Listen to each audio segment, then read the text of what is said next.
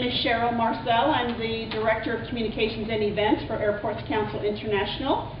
With us here today, we have Angela Gittins. She's the Director General of ACI World, and Tony Tyler, the Director General of IATA. Tony has joined us at our 21st Annual General Assembly here in Marrakesh, and we've just heard a presentation from Mr. Tyler about the industry and the areas that we cooperate on and how we can work together effectively. So this is a good opportunity to introduce them together at the same time to the media, and we'd love to respond to any questions. If you would like to make any opening statements, certainly. This is Angela Gittins. We're very pleased to have Mr. Tyler here in his first quarter of his administration. We will have, this is 2/3 of kind of a triumvirate of aviation stakeholders, ACI and IATA. The two of us will be joined by CANSO in January, CANSO, the air navigation providers, where we will try to figure out what we can collaborate on for joint projects so that we can move forward. The industry has always collaborated and cooperated together, but quite often the perception, the public perception, is that we are at odds, because I believe that gets more attention than the quiet ways in which we work together. So to help dispel that, as well as to help us work more effectively and collaboratively together, we will try to figure out some joint projects that we can announce and have some milestones and some deliverables on, in addition to the way airports, airlines, and the organizations work together year after year for the last 50 years. Tony? Thank you very much, Angela. Tony Tyler here.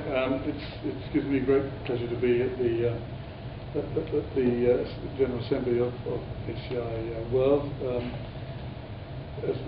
As obvious, airlines and airports are hugely important partners of each other, and as Angela says, sometimes we seem to be more daggers drawn than cooperative partners, and there will always be natural tensions, because a significant amount of what airports have as their revenue is a proportion of airline costs, so there's always going to be an issue there, but we will resolve those issues, and we do resolve those issues in a sensible way.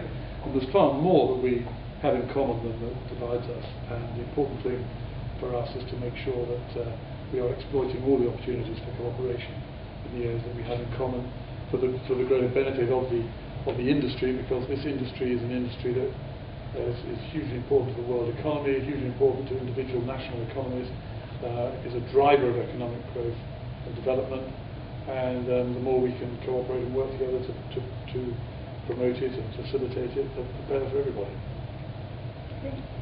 This is Cheryl Marcel again. I did neglect to introduce my colleague from IATA, Tony Council, heads the communications team there, and he's here with us as well. And so what I'd like to do now is perhaps invite the folks that are in the room to ask a couple questions, and then we'll certainly take the questions from all the callers. Joe or Kostas, you can flip a coin, and also Dan Michaels is here from the Wall Street Journal, so please proceed. Okay, Kostas here, through Air Transfer News. You said about cooperation, but what are the key factors in order that this cooperation will be efficient and will be fruitful over the next year? And what is the priority for both sides over the next years? Because you mentioned about a lot of things that you need to work together, but with the most important, perhaps now. Well, I think one is the very current actuality and threat of government actions to both reduce capacity or introduce costs into the system that don't benefit the system. It seems to be accelerating as governments are under pressure of their own with their financial situation.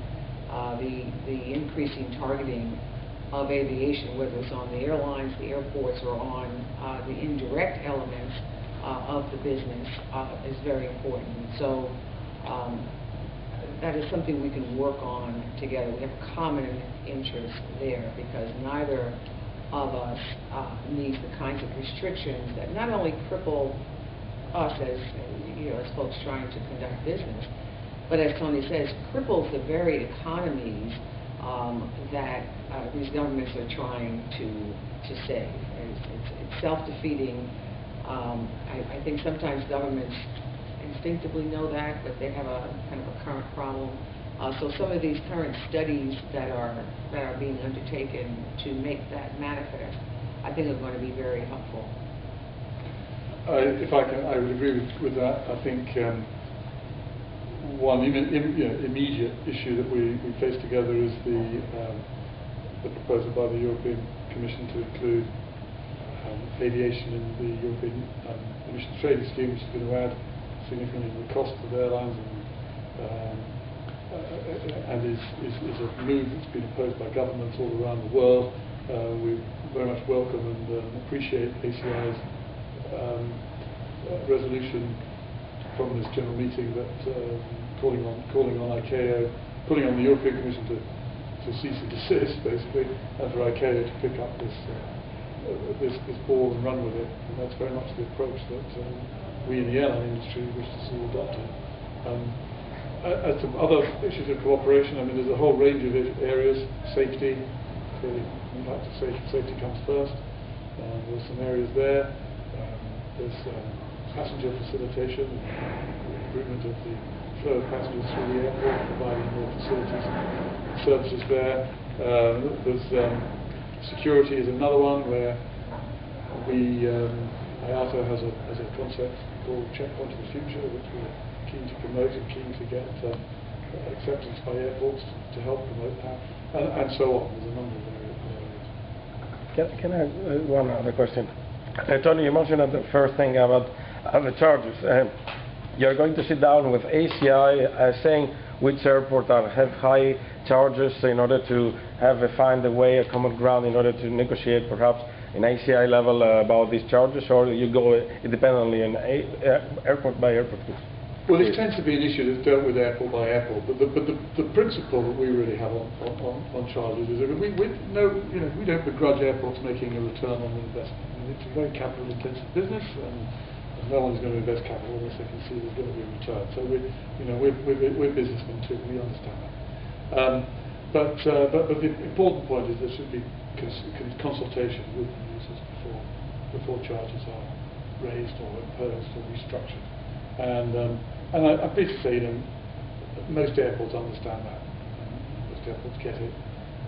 We'd like to see ACI help to persuade their members that this is a better way forward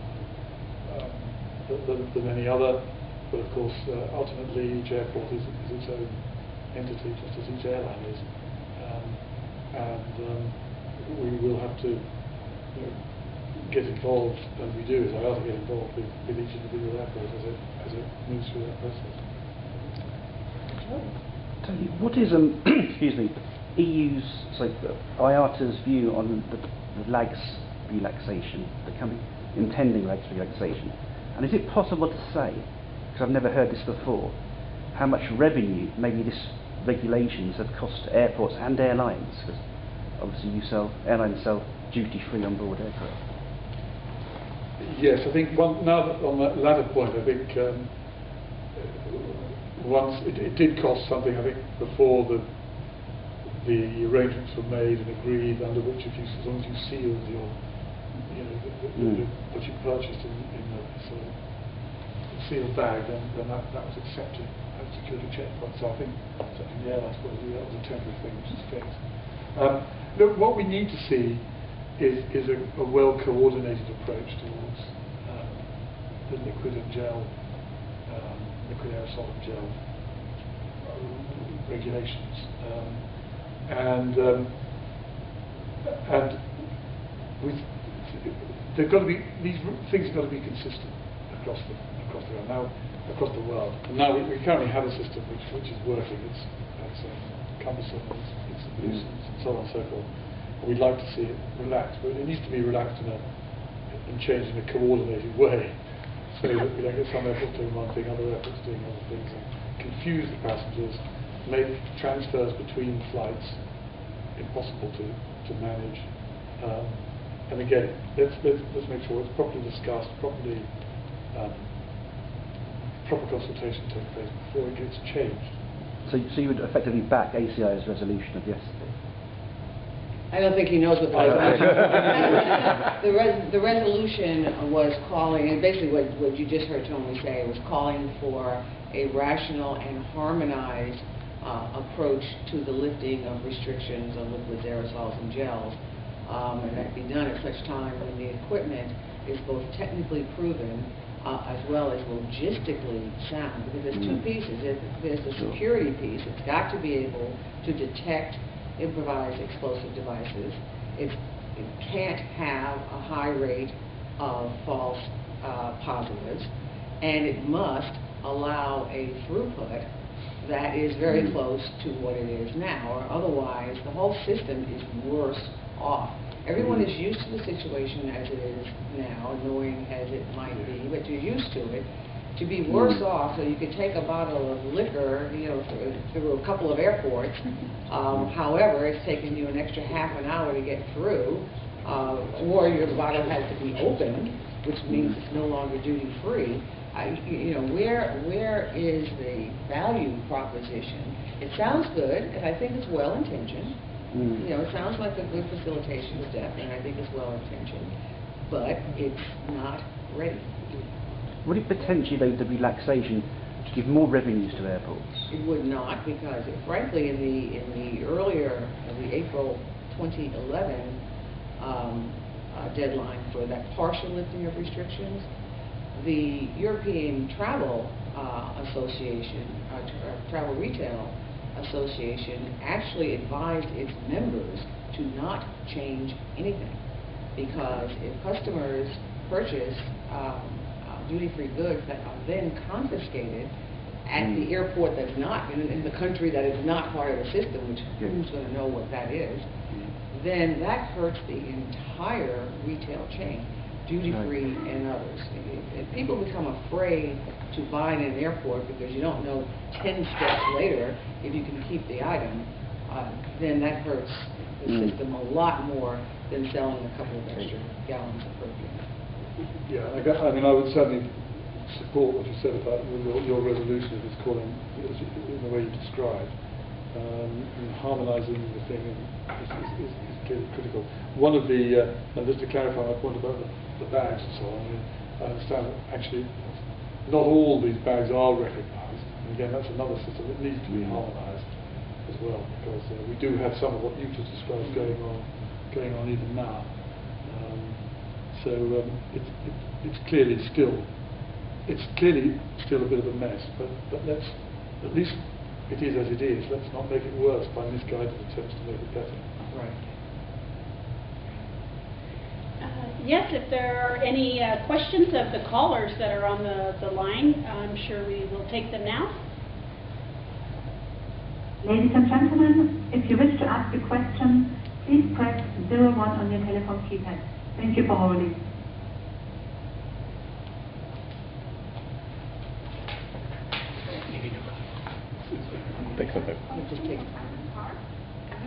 Please.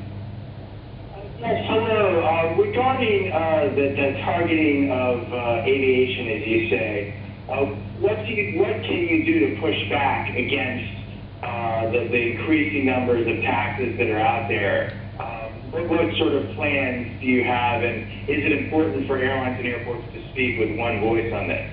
It is very important for airlines and airports to speak with one voice, and that is one of the reasons we are trying so deliberately to make it clear that the issues, that the common issues are vital issues, and that this is an industry that's important beyond just the folks in the industry. It's important to the countries and to the local communities.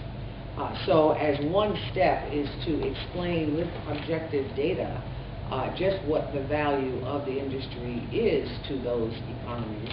And there's a study going on, I mean, there's several studies, but one kind of overarching one is one that was started by IATA with the cooperation of ACI and airports by Oxford University to actually detail that economic value at the country level for countries.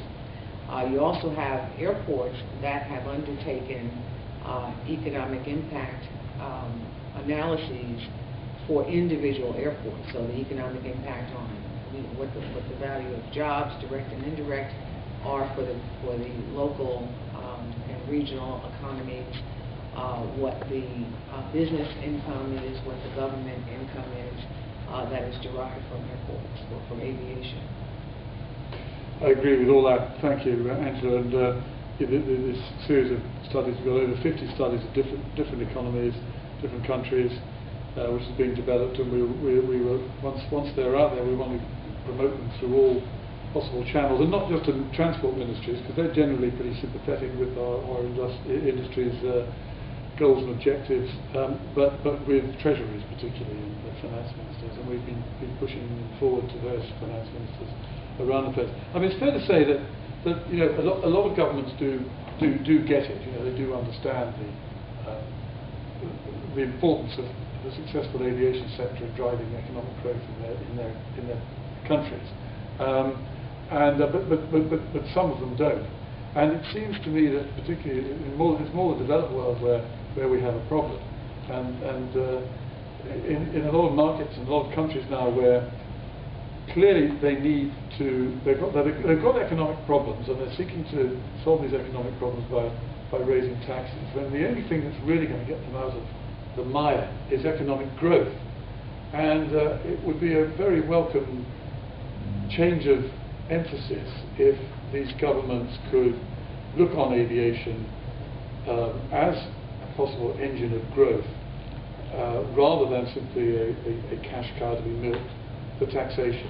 And that's the approach that of seeing the economic growth potential is the approach that's being taken in a lot of places like Asia, Middle East, Latin America, and so on. And you know what? They're the economies that are growing. Now, of course, there are other elements coming into play as well. But it would be a very welcome change if we saw some of that more enlightened attitude permeate the treasuries of some of the economies with the worst economic problems at the moment. If callers could please identify the publication or the entity that they're with, that would be helpful as well. Okay, next question. We have a next question from Tim Heater from Reuters. Your question, please. Hello, thank you. This is Tim Heater at Reuters. I heard what you said on the ETS, and we've heard your arguments before. I just wondered if I could pin you down for just, maybe some hard numbers on what the ETS would mean for your respective industry. And also wondered if you could summarize for those that unfortunately weren't able to make it, what the ACI resolution on that subject says. The airlines are unhappy, but that's clear about what is the direct impact of airports. I'll let Tony answer in a minute, but just in terms of the resolution, our issue was really the concern over the trade conflict that the emissions trading scheme, the unilateral emissions trading scheme, seems to be igniting. And so we have called for quite some time for the issue to be addressed, international aviation emissions issue, to be addressed through ICAO as the appropriate body and forum to develop a global framework of market-based measures to reduce aviation's impact on the environment. Aviation is, as far as I know, the only industry that has actually agreed to targets, I think, as you heard Tony say, and we have worked together with other stakeholders in the industry through the Air Transport Action Group to agree these targets with, with ICAO. And so we're asking for that process to get accelerated so that we don't get into a situation where a trade conflict is generated, and it's the trade conflict that would create extreme hardship on us as airports and the communities the airports serve. Why? I mean, in what way? What exactly do you think? You mean through sanctions or capacity cuts? Right, absolutely. I mean, the threats that we're hearing are that bilateral agreements are being said would be changed or would be violated, would be seen as being violated.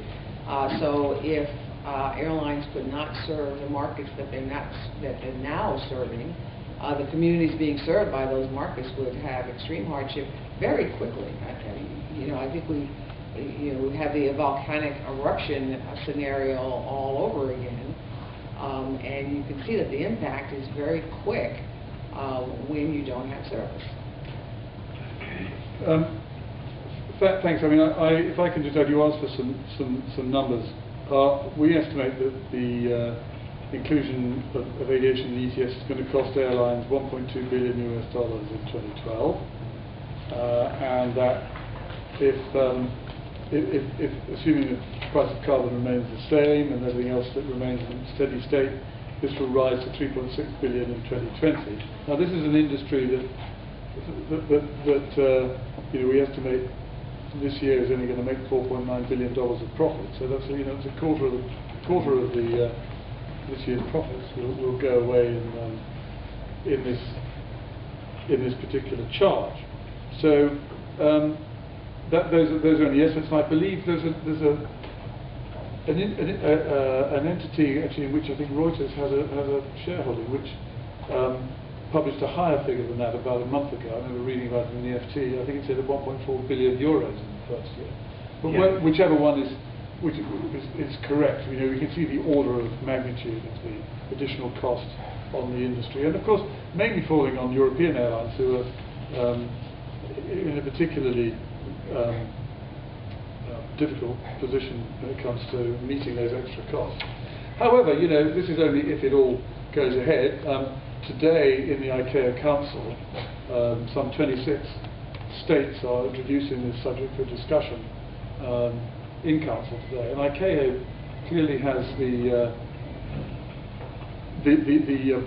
obviously the legal capacity and the commitment, I believe, to get on and address this issue, and I remain hopeful that it will be addressed as we wish on a global basis through ICAO, rather than on this regional basis that the European Commission is promoting.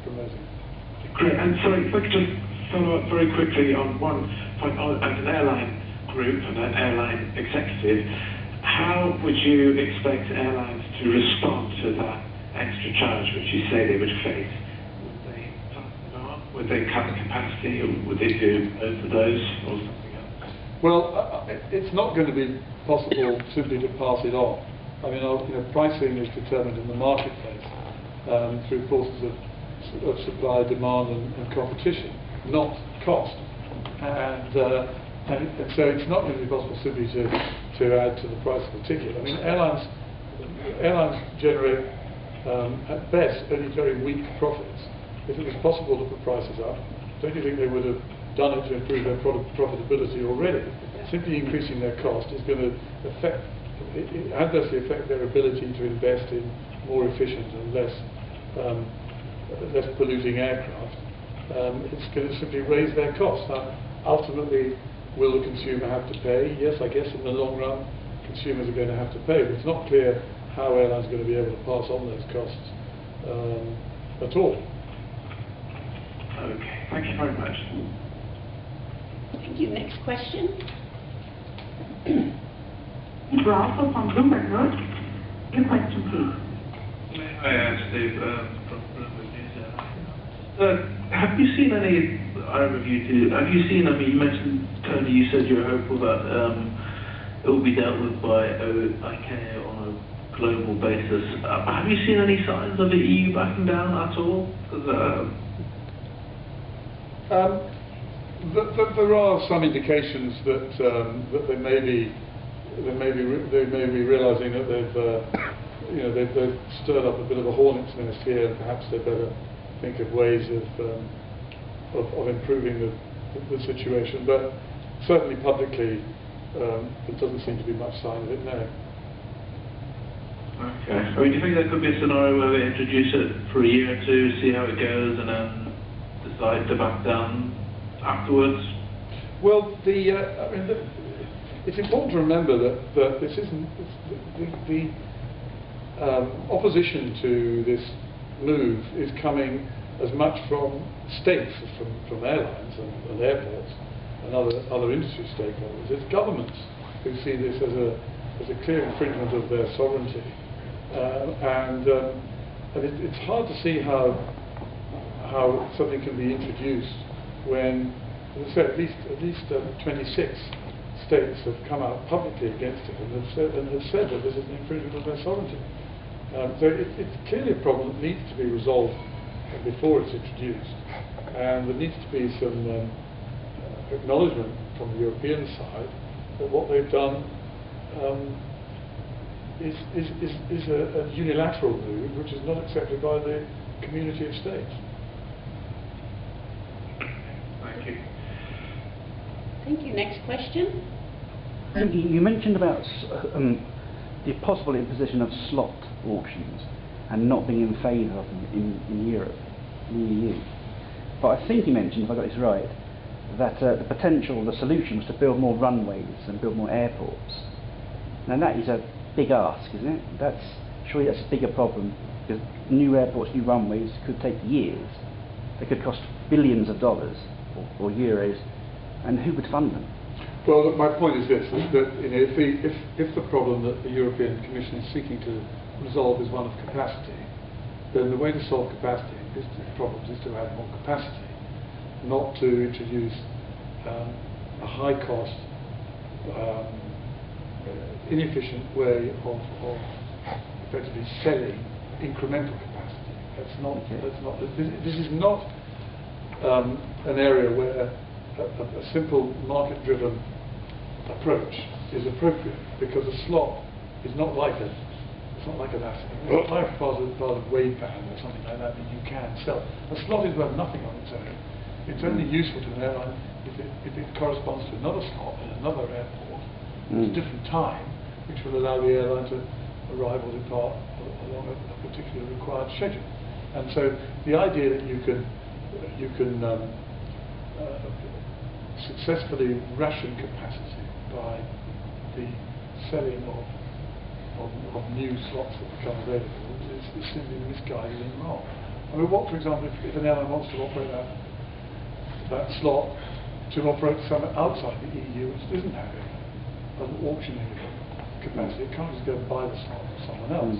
There are already well-accepted, well-proven ways of managing airport capacity, including both existing and new slots, which allow for a sensible approach, which allows for new entrants, provides for new entrants, it provides for the airlines to keep their current slots if they've got them, so that airlines can be sure that they invest in buying aircraft, they are going to have somewhere to fly them. This has been running for years and years and years. The system isn't broken. Certainly, it could always be improved, and perhaps some of the suggestions that accompany this in the package might be sensible suggestions that we can integrate into the way we do business. But this element of selling off new capacity is clearly misguided, and we can't possibly support it. If it all comes as a package, then it's going to be very difficult to support the whole package, even if it contains other elements which are good. I would highlight, because we're really talking about capacity, and without getting drawn into the European slot issue, we certainly see as a high priority the development of additional capacity. We know air travel, or the demand for air travel is going to double in the next 15 to 20 years, and it takes a long time to develop capacity. So we would like to see the attention and energy put to that. I would point out that another resolution made by our membership yesterday was to support a joint project with Kenzo of airport collaborative decision-making, which is a way of optimizing existing capacity through enabling technology and some process changes between airlines, airports, and air navigation suppliers, which is now, is now available to be done. It has to be done airport by airport. Several European airports, and ACI Europe, in fact, have been on this track for some time. It's been operated very successfully in, for example, Munich, which has helped. What it does is it optimizes both air, ground, meaning air side, but also land side, because the system can only operate to the speed of the slowest element. And we talk a lot about the air side, and that gets the attention, but if you improve that, but don't do anything about the terminal, don't do anything about the land side, either the access or the surrounding highways, the system, you can't take advantage of the full system. Again, not to say anything about the slot issue specifically, but airports are very involved in collaborating to improve, to optimize what we have. One quick last question. As the relationship is going to a new era that we see together now sitting in front of us, we will see in the future the common project to have both logos promoting into the industry, fast travel, for example, or something else that it's a common interest for both parties. Sounds good to me. But the important thing is that we drive the industry forward and we deliver progress to the industry. It's not about scoring points off each other or who gets the credit or the kudos. The important thing is what for both our members, airports and airlines, and our mutual, the customers, the ultimate users of the services we provide, get a better deal all round. Are there any additional questions from any of the callers? There are two more questions. The first one is coming from Nancy Gauthier from James Airport Review. Your question, please. Yes, hello.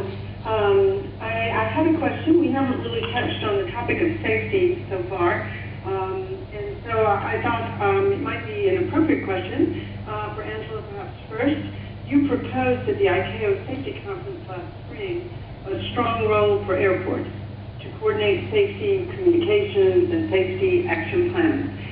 Have you been able to talk to Mr. Tyler about that? And could you elaborate a little bit on how you think that might move forward? Well, yes, Nancy. How are you? Fine. How are you? I'm on the other side of the microphone this time.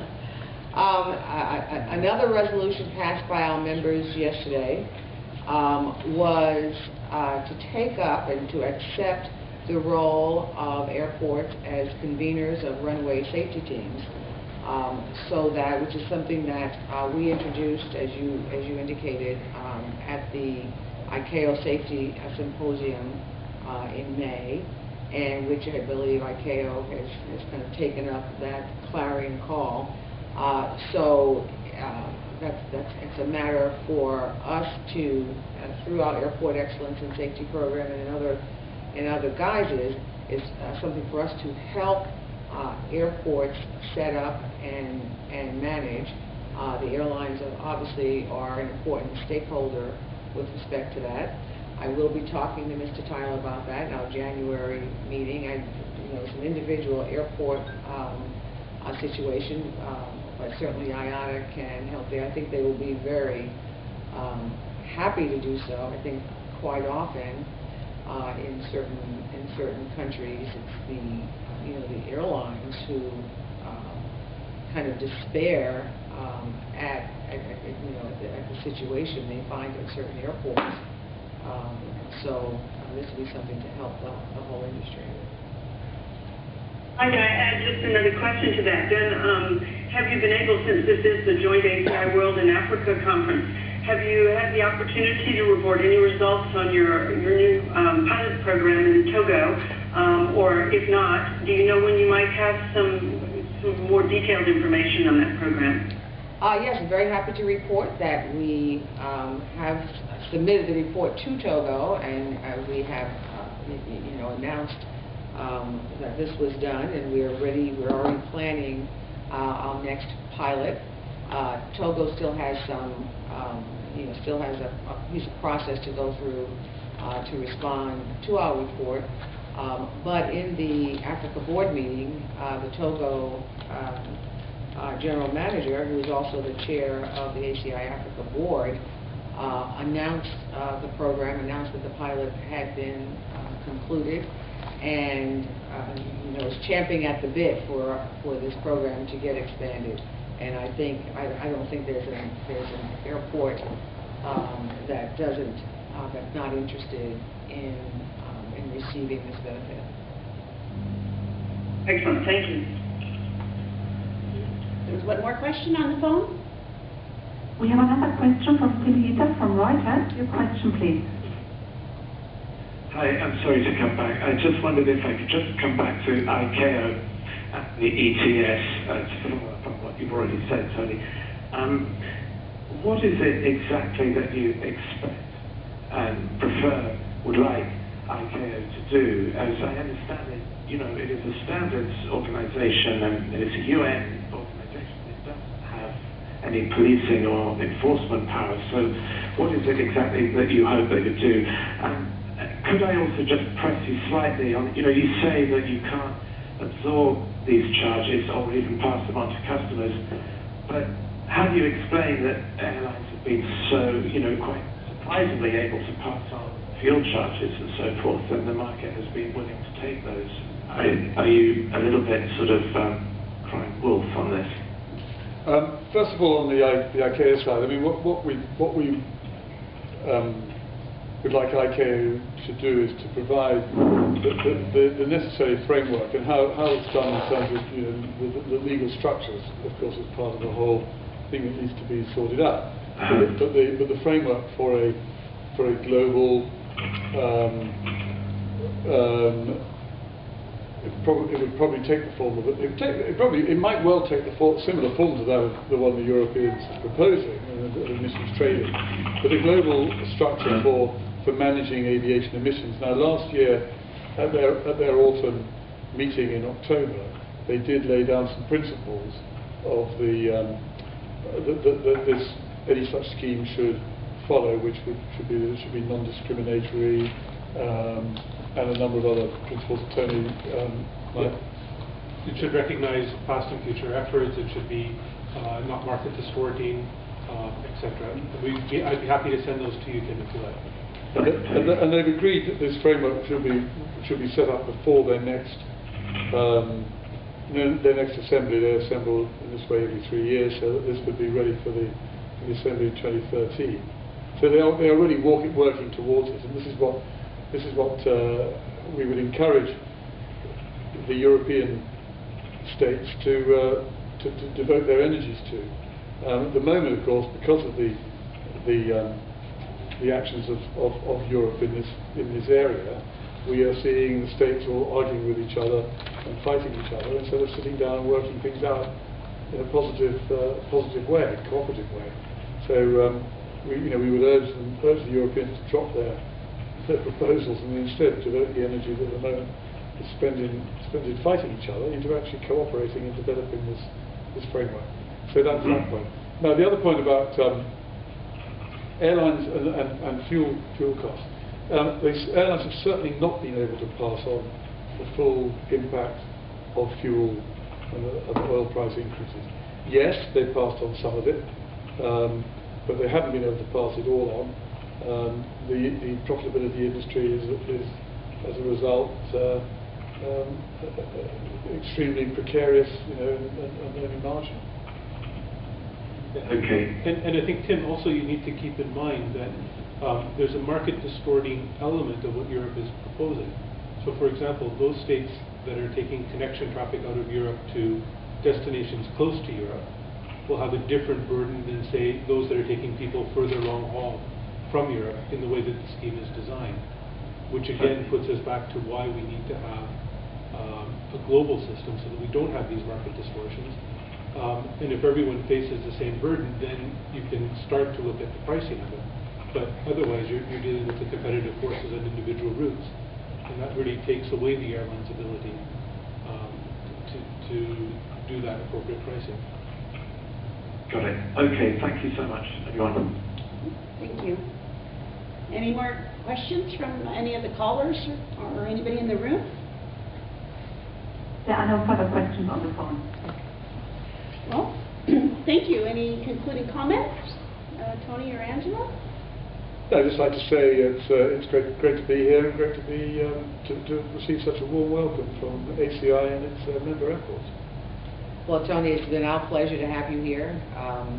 Tony came to our gala dinner last night and was able to meet quite a few folks in a informal setting, and he's a real trooper. Thanks, Angela. Well, thank you very much to all the callers, and thank you to the folks that joined us in the room, and wish you a good day.